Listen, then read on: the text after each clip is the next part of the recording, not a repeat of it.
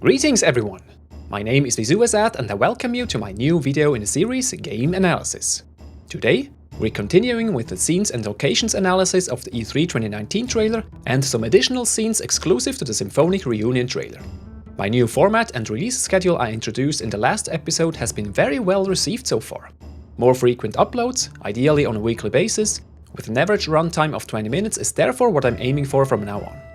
Anyway, this first part will cover the Keepers of Fate scene, some more location and orientation analysis, and then the train ride back to the Sector 7 slums. The next part will then pick up at the arrival at Tifa's bar 7th Heaven. But before we start, please note that there will be major spoilers ahead for anything related to Final Fantasy VII. For the sake of a thorough analysis, I won't hold back on even the most egregious spoilers. You've been warned. Alright then, let's unleash the eagle eye onto this beautiful game.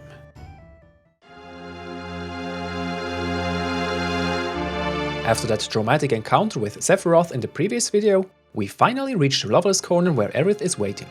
Also, we'll be analyzing this official screenshot as it shows more of this area than the trailer's scene. The main additions are the welcome Loveless sign and the full menu blackboard of the Café Robson, with the first two letters being RO, the last two looking like ON and the third looking like a B. I'm sticking with Robson until the full name is revealed. We can already see Aerith in the background facing south, probably on the lookout for more customers despite the circumstances. Compared to the pre-rendered intro cinematic, several details have changed. There's this additional green canopy, the green awnings on the hotel building above the telephone booths are missing here, the trolley bus power lines are attached to the electric masts instead of the buildings, and now we have only bright unicolored windows while we can see the interiors in the intro cinematic. As mentioned in the first scenes and locations analysis, there's barely any destruction visible here compared to the original. This makes sense as the original had only that single screen to show the explosion's aftermath. In the remake, we are already walking through the ravaged part of town, which is why there's no need to wreck the Loveless Corner too. When looking at the building layout in the zoom out scene, we see that there are several buildings shielding the Loveless Corner from the reactor explosion, which is why it seems mostly untouched. Still, at least those two people are gawking at the tragedy close to the reactor. As mentioned in that first E3 2019 video, there's no Goblin's Bar anymore. Furthermore, that building seems to be a hotel as the two signs here and here indicate, which would make the establishment on the ground floor the hotel's restaurant. Also take note of that brown-haired woman with the white blazer and black skirt. She will appear again later. What I find very impressive is the lack of repetition in the texture work, especially on the street bricks. I will spend so much time taking in every single detail once March 3rd rolls over. Can't wait! After the introduction scene with Aerith shown in the State of Play trailer, this happens. Help me!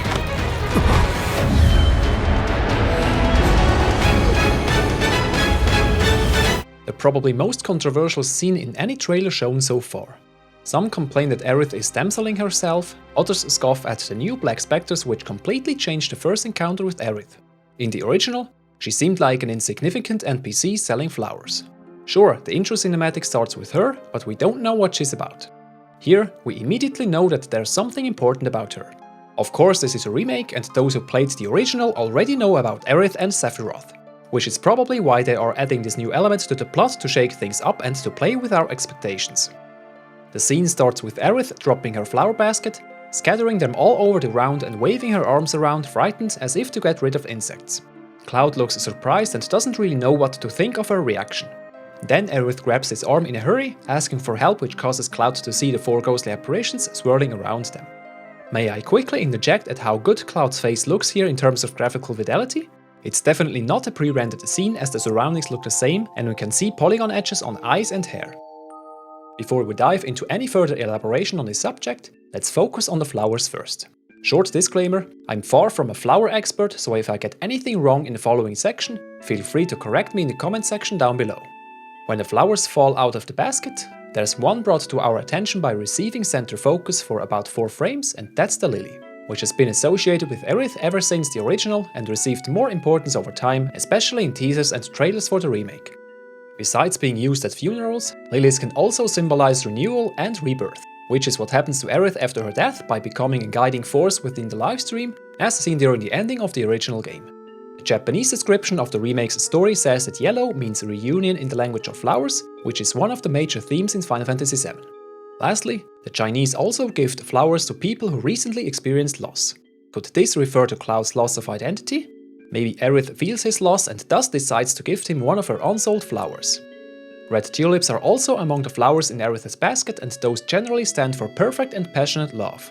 And apparently, red tulips represent fame in Japanese culture and royalty and prestige in Western cultures as well. Since I can't connect neither of them meaningfully to Final Fantasy VII or Aerith, I think they merely point to Aerith being the main love interest in this game, as her affection starting level lies far above the others.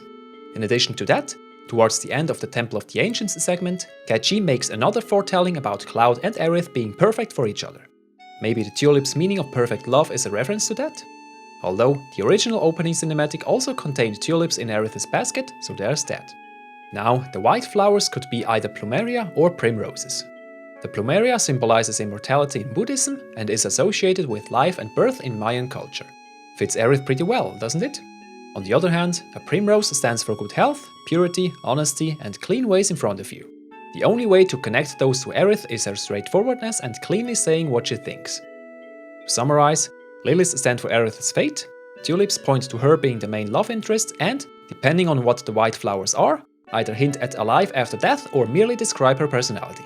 Or maybe I'm reading too much into it as always, and the other two flowers besides the lilies are just there to present contrast and more variety. After our short flower side quest, let's now have a look at the surroundings. We've already analyzed many aspects of this location already, but there are a few more details I'd like to share. Behind Aerith, we now have a good look at the establishment next to the Loveless Theater. As time has passed since the intro cinematic and it's already around or past midnight, the cafe called Freshness Coffee is now closed, as is the theater. We can also make out two posters slapped onto the windows. One is advertising a rare black chocobo on a flashy golden background, and the other I can't quite understand, though it does say Midgar in green letters in the middle. I don't recognize the face above, though the people beneath look to wear the same outfit as three of the gentlemen on the train, which we'll cover later. Besides the entrance, there are some info plaques, most likely informing customers about opening hours and payment methods. We might see real-world payment processors returning here. Final Fantasy XV already snuck in American Express in the same fashion. Besides the theater entrance, there's an info stand advertising Freshness Coffee. This leads me to believe that Freshness Coffee also serves theater customers through a second counter. During the camera pan around Cloud and Aerith, we get a sharper view on the other side and the building next to them. The car with the turned-on headlights we already saw in a blurry version in a State of Play trailer is still parked there. On the left, there seems to be a bar called Ormo, possibly, as the text is rather blurry. It also has an info stand starting with a welcome and then possibly informing about opening hours, drinks and snacks. We already talked about the angled street leading towards the Loveless Corner, so we'll skip that. However, I noticed something in the PSX 2015 trailer I haven't seen before, and that's hard evidence that we're looking indeed at the same road fork. From the Loveless Corner, we see one road running off slightly to the right and one turning 90 degrees to the left. This fits the road fork in the PSX 2015 trailer perfectly. And as it happens, we can make out the Loveless Theater in the PSX 2015 trailer on the very left, right behind that wrongly parked car. There also seems to be more destruction in the Loveless Corner, possibly to present it more in line with the original, where the scene with Aerith was probably also planned differently. We can see a previous version of the bar Ormo presented with a different awning as well as the closed establishment with the neon welcome sign on the window. The two support pillars in front of the building also exist in both versions, though the PSX 2015 one features metal struts while the E3 2019 one contains pillars made of stone and mortar. As we can see, this part of the game has changed quite a bit regarding details, though it retained the core aspects. The hotel above the former Goblin's Bar, however, received a drastic redesign. Interestingly, this neon caption in the PSX 2015 trailer might even spell out Goblin's Bar. In some ways, the designs by CyberConnect 2 were closer to the original regarding some details. Behind the black car mentioned before, there's a green-looking pickup car. I don't think that has any significance, but I wanted to point it out anyway. On the right, there's another tipped-over bicycle as we've seen in the scene with Jessie. Next to the red telephone booths, we see blue mailboxes. This is a very interesting combination with red telephone booths from England and blue mailboxes from the US.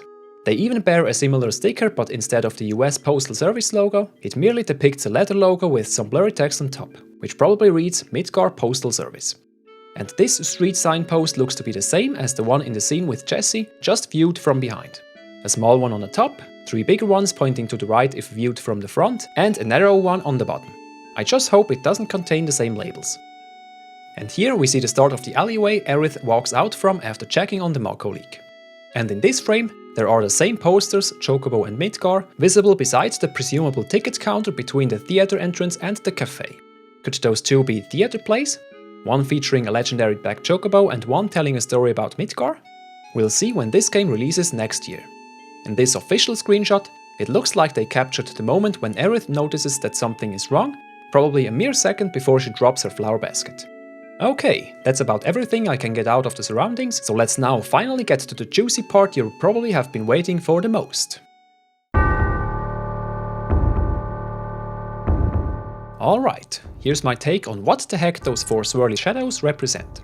Let's start with their appearance in the trailers. The first one forms out of thin air in the front, while the second one enters the screen from above and flies to the right, where the third one appears towards the bottom. The last one enters the screen from the left. And here in this still shot, we can see all 4 in one image. But what are they? Nomura-san gave us a vague explanation in an interview for which I'll take the article on twinfinite.net as a reference. He says, something that has been added for the remake. It's called Keeper of Fate, Unmei no Bannin, and it's a mysterious existence that appears in front of the party. Now we at least know their name. Gematsu originally reported on that interview and called them Watchmen of Fate, but Keepers or Guardians of Fate are apparently a more accurate translation than Watchmen of Fate, so we'll run with the twinfinite.net version. Before we jump into theory crafting, let's collect all relevant facts we currently have on our hands. The Keepers of Fate are represented as floating shadows in empty black cloaks with a hood, similar to the figures in black hooded cloaks in the original game seen from Nibelheim onward.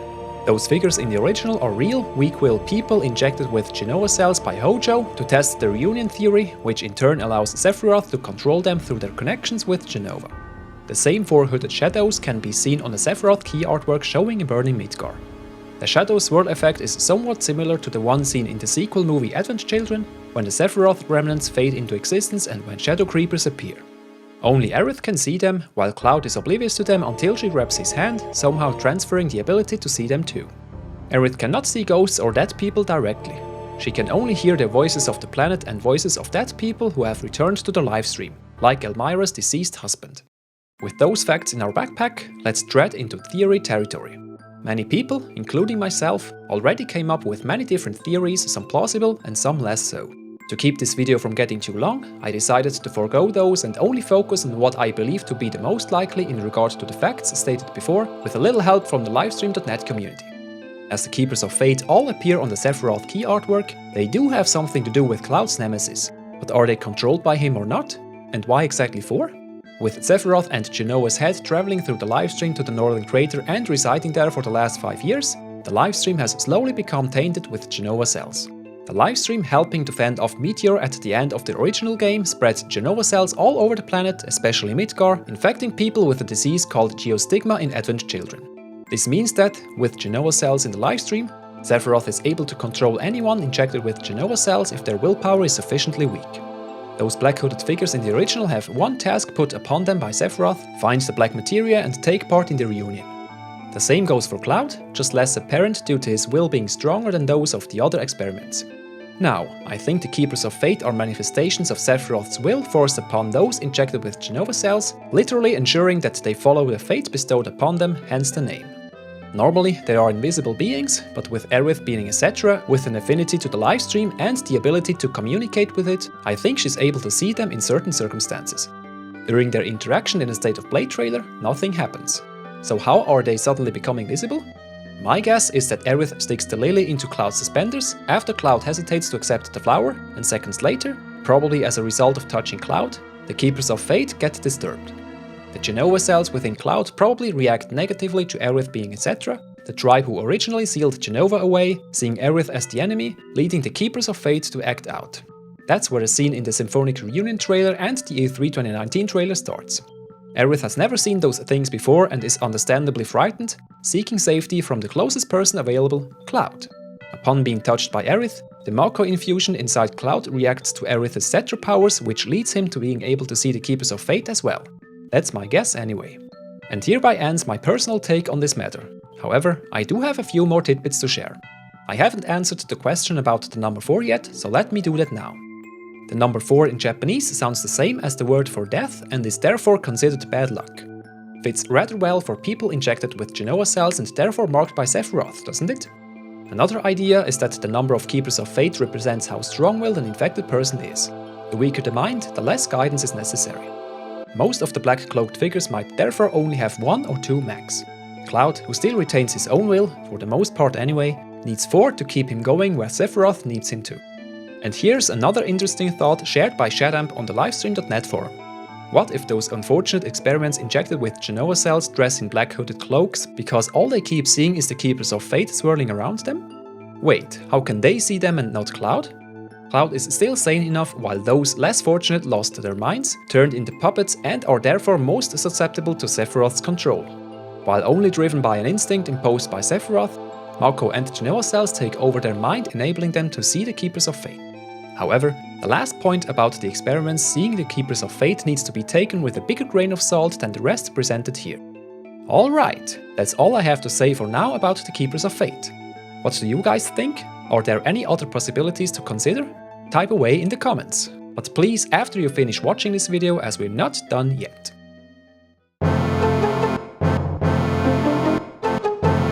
After meeting Aerith, getting ambushed by Shinra MPs and escaping by jumping onto the train, Cloud rejoins his contractor, Avalanche.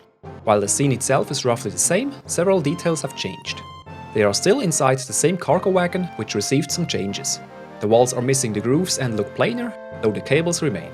Its doors, now on both sides instead of just the left, are made of green metal with the vertical grooves instead, though it's a shame that the texture resolution is rather poor. However, there's still a door in the back and several boxes are lying around. Still, this interior looks a lot simpler than the original design. The wooden floor also remains, just in a lighter and less saturated color. What has also changed are the character placements. While Biggs remains in the same spot, the others all change places clockwise. Jessie is now leaning against the opposite door where Barret was standing instead of hiding behind the boxes.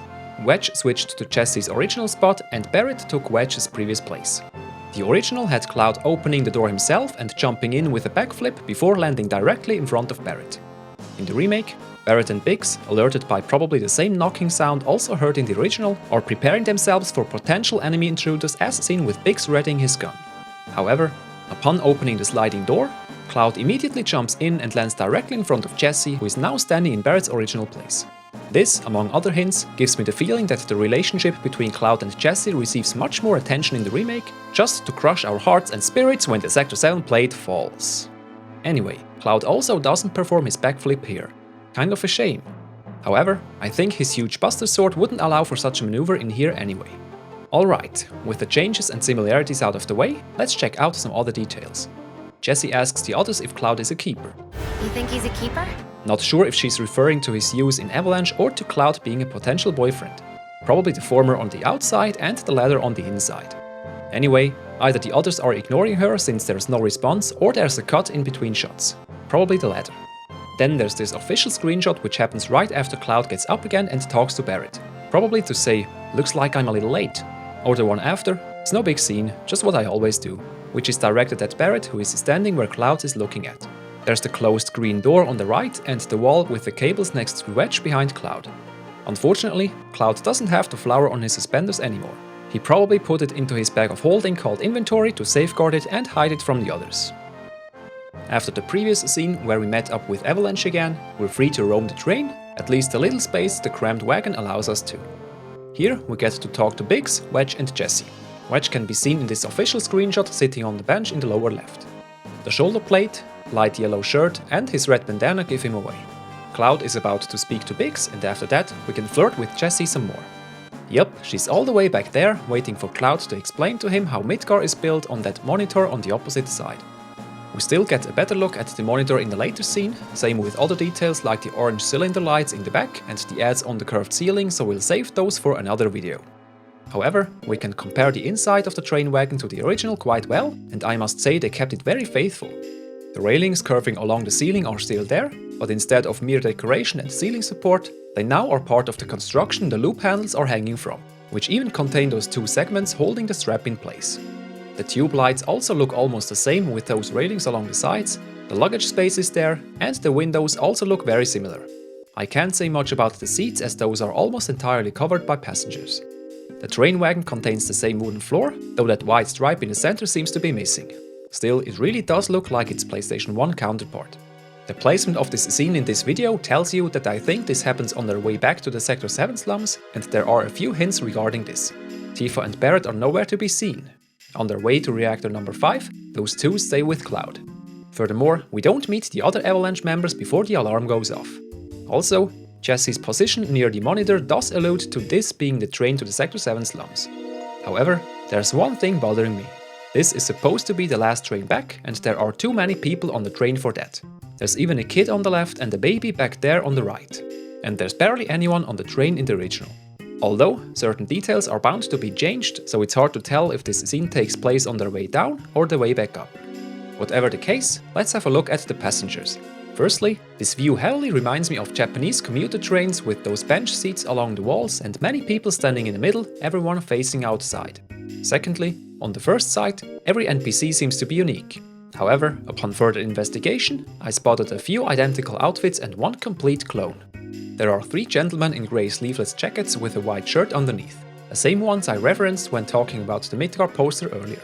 Then there are 2 guys sporting the same sleeveless hoodie, 2 men donning a long-sleeved hoodie with the same double stripes on the sleeves, albeit with a different color, and one of them even has an identical twin seen in the official screenshot.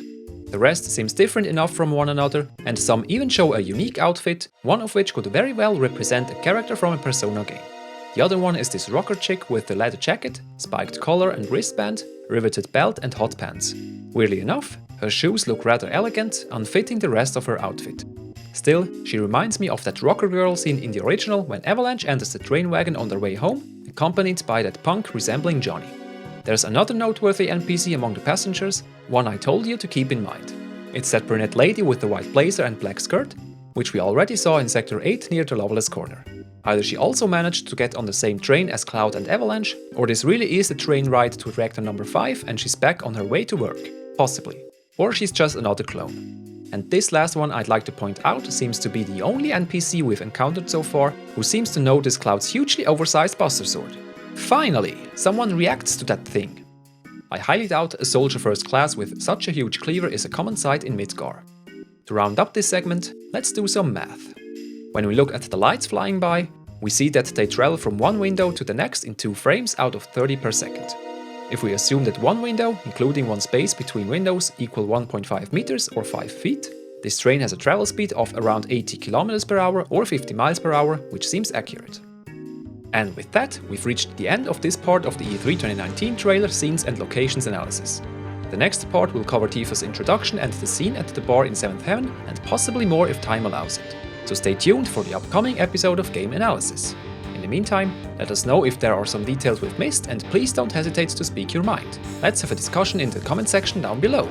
Leave a like, subscribe if you're new, hit the bell button to be immediately notified of future uploads, and don't let yourself stop from sharing this video around. That being said, thank you so much for listening in, and I hope to see you again in the next episode of Game Analysis. And always remember, stay safe and take care. Zubazath signing off.